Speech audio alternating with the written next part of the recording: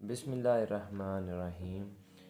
अस्सलामुअलैकुम। मैं हूं आपका टीचर बिलाल और आज हम हाजिर हैं एक नए टॉपिक के साथ जिसके बारे में अक्सर ही स्टूडेंट हमसे क्वेश्चन करते हैं कि कोई ऐसी ऑथेंटिक स्कीम बता दें जिसके मुताबिक हम अपने कंप्यूटर की नोटबुक को तैयार कर सकें। तो आज हम इसी आपके मसले का हल निकालने के लिए हाजिर हैं। अब मैं आपको एक स्कीम बताऊंगा, एक वे बताऊंगा कंप्यूटर की नोटबुक बनाने के लिए। उसके लिए आपने स्टेप बाय स्टेप मुझे फॉलो करते जाना है और इंशाल्लाह इस वीडियो के लास्ट तक आपका ये कॉन्सेप्ट क्लियर हो जाएगा कि कंप्यूटर की नोटबुक बनानी कैसे है।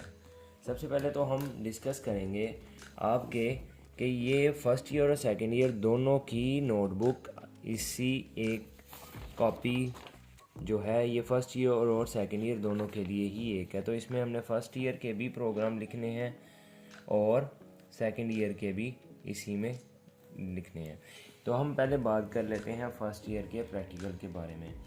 फ़र्स्ट ईयर के प्रैक्टिकल के बारे में ये मैं आपको सजेस्ट करूँगा कि आपने माइक्रोसॉफ्ट वर्ड और माइक्रोसॉफ्ट एक्सेल ये दो जो आपके चैप्टर्स हैं इनके आपने प्रैक्टिकल करने हैं। माइक्रोसॉफ्ट वर्ड के हमने प्रैक्टिकल करने कौन कौन से हैं तो मैं आपको ये बताऊंगा, इसमें किसी भी किस्म की परेशानी की ज़रूरत नहीं है। आपने कोई से भी 8 प्रैक्टिकल करने हैं माइक्रोसॉफ्ट वर्ड के, कोई से भी 8 प्रैक्टिकल करने हैं। इसमें से आपने देख लेने हैं कोई से भी 8 प्रैक्टिकल आपने करने हैं माइक्रोसॉफ्ट वर्ड में। इस बुक में आपको दिए होंगे और कोई से भी 8 आपने करने हैं माइक्रोसॉफ्ट एक्सेल से। सेकेंड ईयर ये आपके टोटल 16 प्रैक्टिकल बन जाते हैं। उसके बाद आपने कोई से भी 6 प्रोग्राम्स करने हैं सी लैंग्वेज में से। आसान से बुक से ढूंढ के आपने कोई से भी इसके 6 प्रैक्टिकल करने हैं आपने।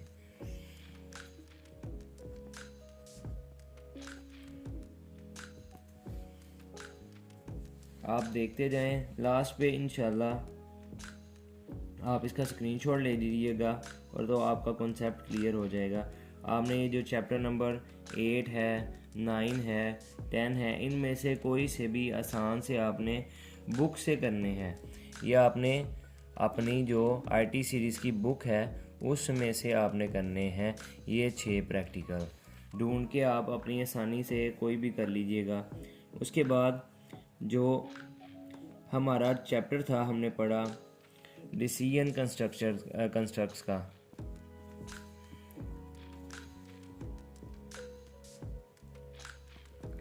उसमें से आपने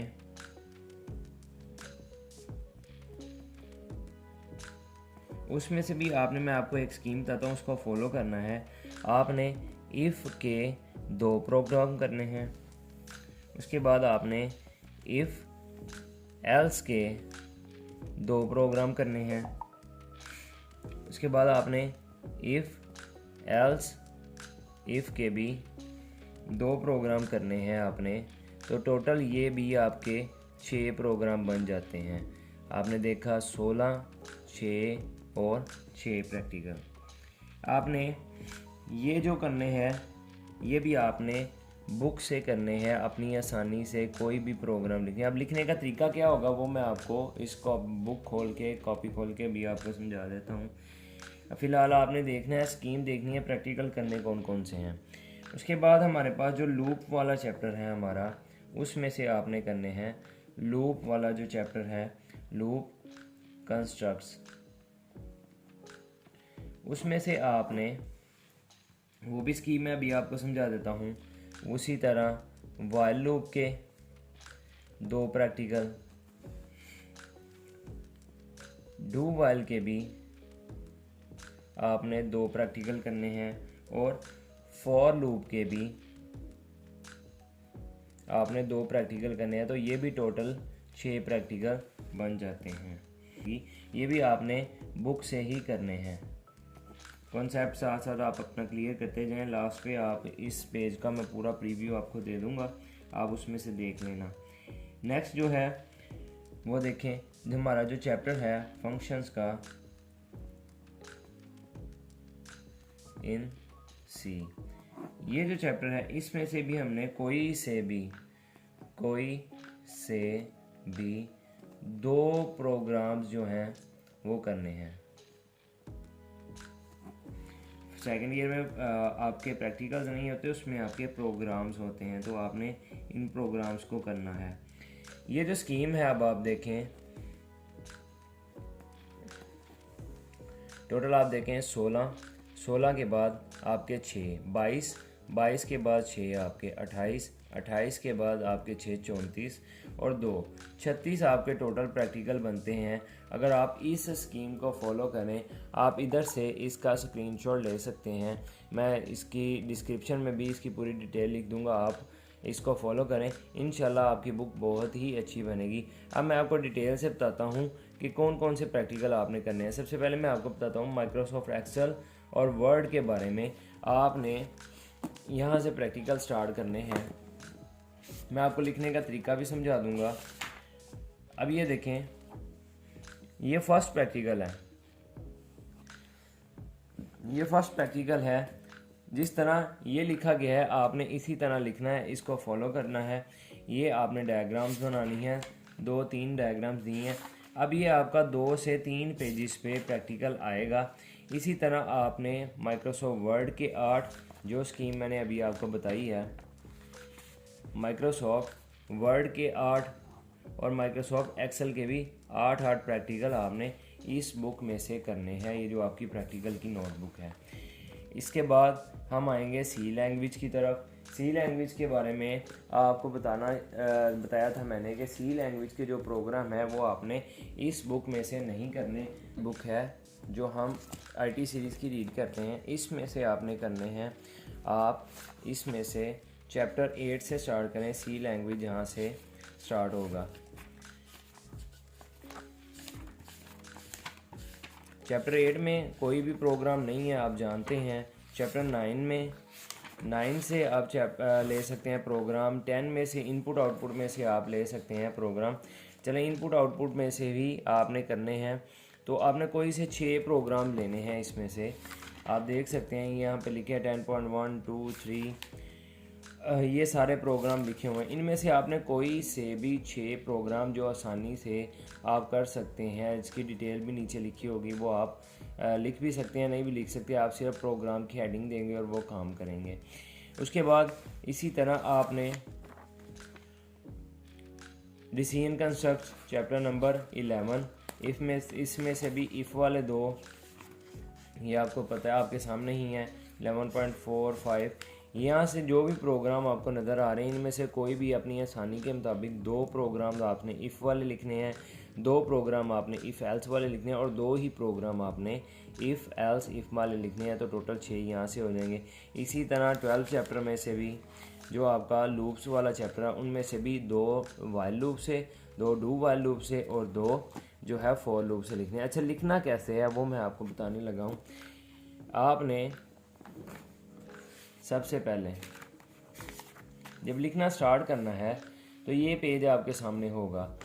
आपको जैसे जैसे मैंने तरतीब बताई आपने वो हेडिंग देनी है। माइक्रोसॉफ्ट वर्ड का आपने लिखना है, तो यहाँ पे आपने एक हेडिंग दे देनी है माइक्रोसॉफ्ट वर्ड की।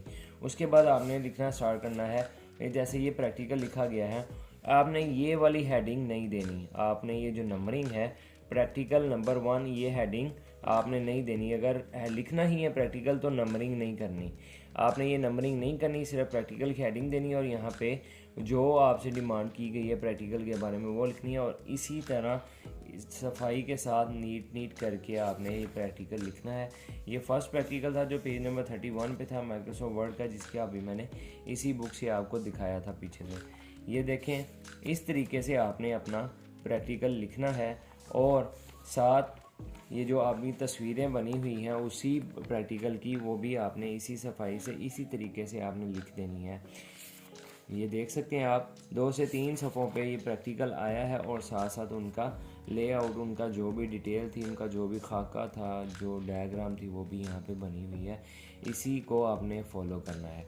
और दूसरी बात, जब आप सी लैंग्वेज के प्रोग्राम लिखेंगे तो आपने जिस तरह यहाँ पे मैंने आपको रिकमेंड किया है माइक्रोसॉफ्ट वर्ड की हेडिंग देनी है स्टार्ट पे, वहाँ भी आपने उसके माइक्रोसॉफ्ट एक्सेल की हेडिंग देनी है। माइक्रोसॉफ्ट एक्सेल के मुकम्मल हो जाएंगे तो आपने सी लैंग्वेज की हेडिंग देने के बाद 6 प्रोग्राम्स लिखने हैं। प्रोग्राम्स लिख के इसी तरह जैसे यहाँ पे अगर आपने प्रोग्राम लिखा है, प्रोग्राम लिखने के बाद इस जगह पे आप फ्लो चार्ट और आउटपुट बनाएंगे। इस तरीके से आप अपना प्रोग्राम वाले जो प्रैक्टिकल हैं वो भी परफॉर्म करेंगे। इंशाल्लाह उम्मीद करता हूँ कि आपके जितने भी मामलात थे, क्वेश्चंस थे प्रैक्टिकल की नोटबुक के बारे में, वो हल हो चुके होंगे। और मज़ीद अगर आप कोई क्वेश्चन पूछना चाह रहे हैं तो हमें कमेंट सेक्शन में सवाल कर सकते हैं।